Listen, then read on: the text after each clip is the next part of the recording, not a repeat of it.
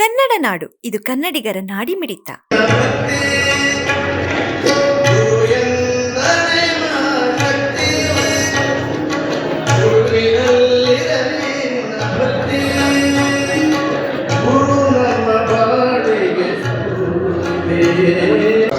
ನೋಡೋ ಶಕ್ತಿ ನಮ್ಮ ಕಣ್ಣಿಗಿಲ್ಲ. ಹೀಗೆ ಮಾಡಿಟ್ಟ ದೇವರು ನಮ್ಮ ಕಣ್ಣಿಗಿಲ್ಲ.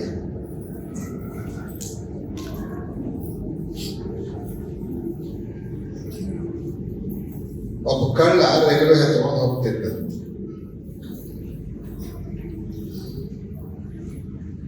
ಅವನ ಜೊತೆಗೆ ಸಹ ಪ್ರಯಾಣಿಕರು ಇದ್ರು. ಕಳ್ಳನ ಕೆಲಸ ಏನ್ರಿ?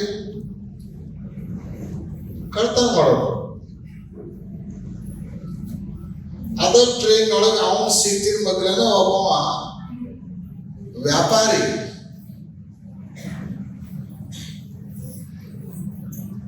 ವ್ಯಾಪಾರ ಮಾಡಿ ದುಡ್ಡು ಸಂಪಾದನೆ ಮಾಡಿಕೊಂಡು ಆ ದುಡ್ಡನ್ನು ಊರಿಗೆ ತಗೊಂಡು ಹೋಗ್ತಿದ್ದ.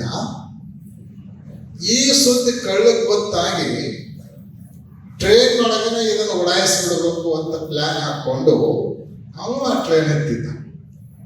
ಅನುಭವಿಸ್ತದೆ, ಒಳಗಿಂದ ಅನುಭವಿಸುವ ಶಕ್ತಿ ಇಲ್ಲ. ನಮ್ಮ ಎಲ್ಲಾ ಇಂದ್ರಿಯಗಳು ಕೂಡ ಬಹಿರ್ಮುಖವಾಗಿದೆ. ಹೊರಗ ಹರಿತಾವ, ಹೊರಗ ನೋಡ್ತಾವ. ಆದ್ರೆ ಅಮೂಲ್ಯವಾದದ್ದೆಲ್ಲ ಎಲ್ಲಿದೆ ಅಂದ್ರೆ ಒಳಗ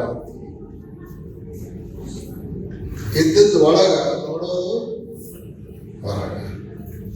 ಹೀಗಾಗಿ ಮನುಷ್ಯ ಏನನ್ನಾದ್ರೂ ಹೊಸದನ್ನು ಪಡ್ಕೋಬೇಕು ಅಂದ್ರೆ ಹೊರಗದಿಂದನೇ ಪಡ್ಕೋಬೇಕು ಅಂತ ನಿರಂತರ ಪ್ರಯತ್ನವನ್ನು ಮಾಡ್ತಾ ಇರ್ತಾನೆ. ಕಾರಣ ಏನು ಅಂದ್ರೆ ಕಾಣೋದೆಲ್ಲ ಹೊರಗೆ ಕಾಣಿಸ್ತಿರ್ತದೆ. ಒಳಗೆ ಕಾಣೋದೇ ಇಲ್ಲ ಆದ್ಮೇಲೆ ಪಡ್ಕೊಳ್ಳೋದು ದೂರದ ಮಾತು. ಎಲ್ಲಿ ಕಾಣಿಸ್ತದೋ ಅಲ್ಲೇ ಸಹಜವಾಗಿ ಮನಸ್ಸು ಹರಿತಿರ್ತದೆ, ಅಲ್ಲೇ ಮನಸ್ಸು ಹೋಗ್ತಿರ್ತದ, ಅಲ್ಲೇ ಇಂದ್ರಿಯಗಳು ಹೋಗ್ತಿರ್ತಾವ. ನಾವು ವಾಹನದಲ್ಲಿ ಬರ್ತಾ ಇದ್ದಂತೇನೆ ಎಮ್ಮಿನೂರು ಸ್ವಾಮಿಗಳು ಮಾತು ಕೇಳಿದ್ರು. ಅಲ್ಲೇ ಪ್ರಭುದೇವರು ವಚನ ಹೇಳ್ತಿದ್ರು. ಅಪರಿಮಿತವಾದ ಕತ್ತಲೆಯಲ್ಲಿ ವಿಪರೀತದ ಬೆಳಕು ಅಂತ ವಚನಕಾರರು ಹೇಳುತ್ತೆ. ಒಳಗ ಅದ್ಭುತವಾಗಿರುವಂತಹ ಬೆಳಕು ತುಂಬಿಕೊಂಡದ.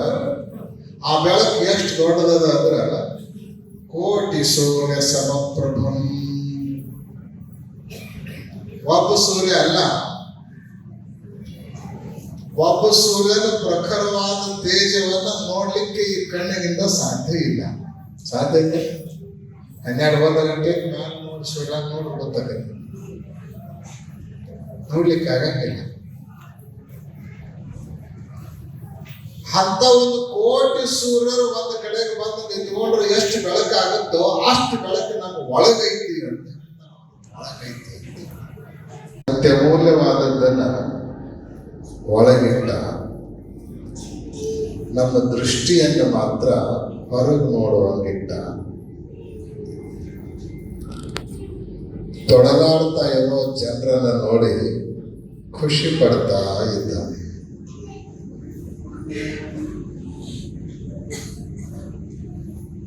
ಸೂಕ್ಷ್ಮವಾಗಿ ವಿಚಾರ ಮಾಡಿದರೆ ಪ್ರಪಂಚದ ಅತ್ಯಮೂಲ್ಯವಾದ ಸಂಗತಿಗಳೆಲ್ಲ ಎಲ್ಲದಾವ ಅಂದ್ರೆ ಒಳಗಡೆ ಅದಾವ. ಹೊರಗೂ ಅದಾವ, ಇಲ್ಲಂತಲ್ಲ. ಹೊರಗಿನಗಿಂತಲೂ ಅಮೂಲ್ಯವಾದ ಸಂಗತಿಗಳು ನಮ್ಮ ಒಳಗೆ ಅದಾವ.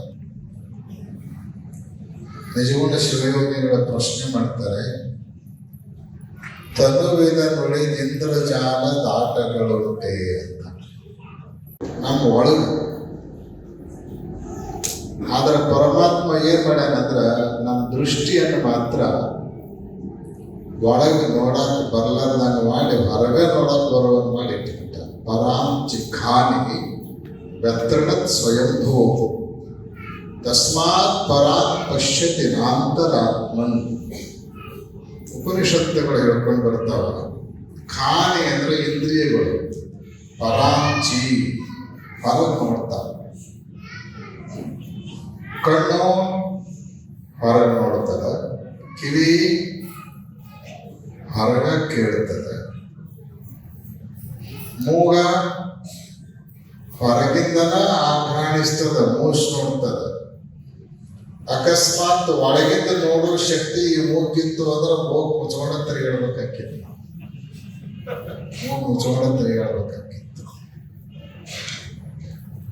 ಅದನ್ನ ನೀ ಕೇಳಬಾರ್ದು, ನಾ ಹೇಳ್ಬಾರ್ದು ಅಲ್ಲ, ನೀ ಕೇಳಬಾರ್ದು, ನಾ ಹೇಳ್ಬಾರ್ದು ಅಲ್ಲ. ನಾ ಹೇಳ್ಬಿಟ್ಟೆ ನಾ ಕಳ್ಳ ಅಂತ ಹೇಳಿ ಇನ್ನು ಮುಂದೆ ನಿಮ್ಮದು ಕದಿವಿ ಪ್ರಶ್ನೆ ಇಲ್ಲ. ನಿಮ್ಮೂರಿಗೆ ನೀವು ಹೊಂಟ್ರಿ, ನಮ್ಮೂರಿಗೆ ನಾವು ಹೊಂಟೆ, ಇನ್ನು ಹೇಳಕ್ ನಿಮ್ದೇನು ಸಮಸ್ಯೆ ಐತಿ ಅಂತ ಕೇಳಿ ನಾವು ಕಳ್ಳ.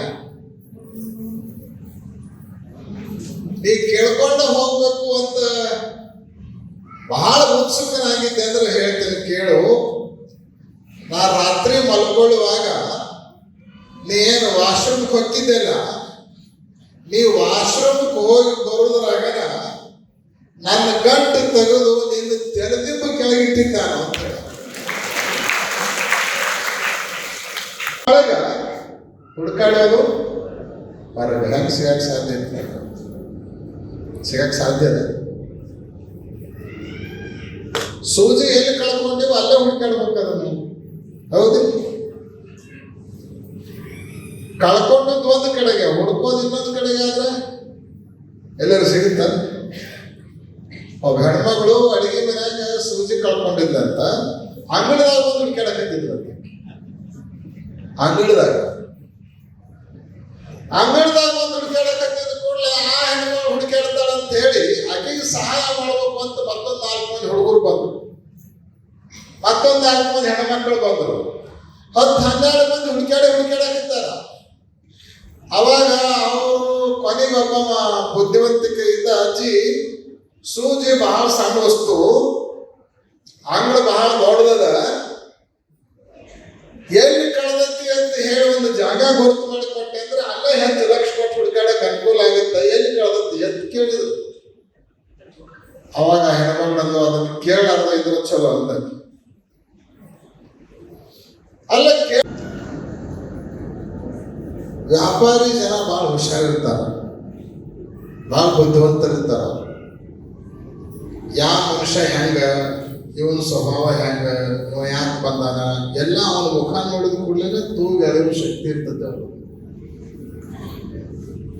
ಇವ ಕಳ್ಳ ಟ್ರೈನ್ ಹತ್ತಿದ ಕೂಡಲೇ ಅವನ ಮುಖ ನೋಡಿದ ಕೂಡಲೇ ಗೊತ್ತಾಗ್ತದೆ ಇವ ಹೊಂಚ ಹಾಕೆ ಬಂದಾನ ಸ್ವಾಮಿ. ನಾನೊಂದು ಸ್ವಲ್ಪ ಎಚ್ಚರ ತಪ್ಪಿದ್ನಿ ಅಂದ್ರೆ ಒಂದೆಲ್ಲ ನನಗೆ ಗೊತ್ತಾಗಲಾರ್ದಂಗ ತಗೊಂಡು ಹೋಗ್ತಾನ. ನಾನು ವ್ಯಾಪಾರ ಮಾಡಿ ತಂದದ್ದು ಅವನಿಗೆ ಸಿಗಲಾರ್ದಂಗ ಇಡಬೇಕು ಅಂತ ಪ್ಲಾನ್ ಮಾಡ್ಕೊಂಡ.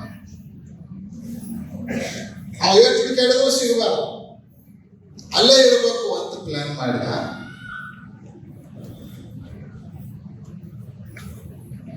ರಾತ್ರಿ ಆದ ಕೂಡಲೇ ಮಲ್ಕೋಬೇಕಲ್ಲ, ಟ್ರೈನ್ಯಾಗ 2 ದಿವಸದ ಪ್ರಯಾಣ ಆಯ್ತು, ದೂರ ಊರಿಗೆ ಹೋಗಿದ್ರು, ದೂರ ಊರಿಂದ ಬರ್ತಾ ಇದ್ರು.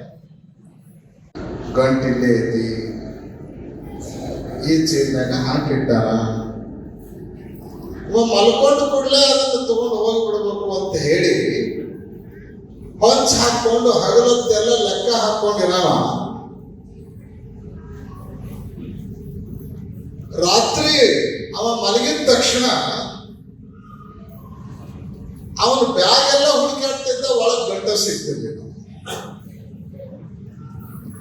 ಅವನ ಬ್ಯಾಗು, ಅವನ ಸೀಟ್ ಕೆಳಗಿರುವಂತಹ ಸಾಮಾನುಗಳಲ್ಲಿ ಎಲ್ಲ ಕಡೆ ಹುಡುಕಾಡ. ಅವ ವ್ಯಾಪಾರಿ ಮಾತ್ರ ಆರಾಮ್ ನಿದ್ದೆ ಹೊಡಿತಿದ್ದ. ಇವಾಗ ಕಳ್ಳ ಅಲ್ಲಿ ಹುಡುಕು ಇಲ್ಲಿ ಹುಡುಕು ಬೆಳತನಕ ಹುಡುಕಾಡೋದು, ಗಂಟು ಮಾತ್ರ ಸಿಗ್ತಿರ್ಲಿಲ್ಲ. ಗಂಟು ಮಾತ್ರ ಸಿಗ್ತಾನೆ ಇರಲಿಲ್ಲ. 1 ದಿವಸ ಹೋಯ್ತು, 2 ದಿವಸ ಹೋಯ್ತು, 3 ದಿವಸನೂ ಕಳಿತು. ಇಳಿಯೋ ಸ್ಟೇಷನ್ ಸಮೀಪ ಬಂತು. ಅವ ಕಳ್ಳ ವ್ಯಾಪಾರಿ ಹತ್ರ ಬಂದು ನಮಸ್ಕಾರ ಮಾಡಿದ್ದಂತ. ಇನ್ನು ಮುಂದೆ ನಾ ಏನೇ ಮುಂದೆ ಮುಚ್ಚಿಡಂಗಿಲ್ಲ, ನಾನು ಹೇಳಿ ಕೇಳಿ ಕಳ್ಳ, ವ್ಯಾಪಾರ ಮಾಡ್ಕೊಂಡು ದುಡ್ಡು ತಗೊಂಡು ಮನೆಗೆ ಹೊಂಟಿದ್ರು ನೀವು ಗೊತ್ತಾಗಿ ಅದು ತಗೊಂಡು ಹೋಗ್ಬೇಕಂತ ಬಂದೆ. 2 ದಿವಸ ರಾತ್ರಿ ಎಲ್ಲ ಹುಡುಕಾಡಿದ್ನಿ. ಮುಂಜಾನೆ ಎದ್ದು ಕೂಡಲೇ ಗಂಟು ನಿಮ್ಮ ಹತ್ರ ಇರ್ತಿತ್ತು, ರಾತ್ರಿ ಮಾತ್ರ ಗಂಟು ಇರ್ತಿರ್ಲಿಲ್ಲ. ಎಲ್ಲಿ ಇಡ್ತಿದ್ರು ನೀವು? ನನ್ನಂತ ಚಾಣಾಕ್ಷ ಕಳ್ಳನ ಕೈಗೆ ಸಿಗಲಾರ್ದಾಗಿ ಮುಚ್ಚಿ ಎಲ್ಲಿ ಇಡ್ತಿದ್ರು ನೀವು ಅಂತ ಕೇಳಿದ. ಸಮಗ್ರ ಸುದ್ದಿಗಳಿಗಾಗಿ ತಪ್ಪದೆ ನೋಡಿ ಕನ್ನಡ ನಾಡು ವಾಹಿನಿ. ಸಬ್ಸ್ಕ್ರೈಬ್ ಮಾಡಿಕೊಳ್ಳಲು ಕೂಡಲೇ ಪಕ್ಕದಲ್ಲಿ ಕಾಣುವ ಬೆಲ್ ಐಕಾನ್ ಕ್ಲಿಕ್ ಮಾಡಿ ನೋಟಿಫಿಕೇಶನ್ ಪಡೆಯಿರಿ.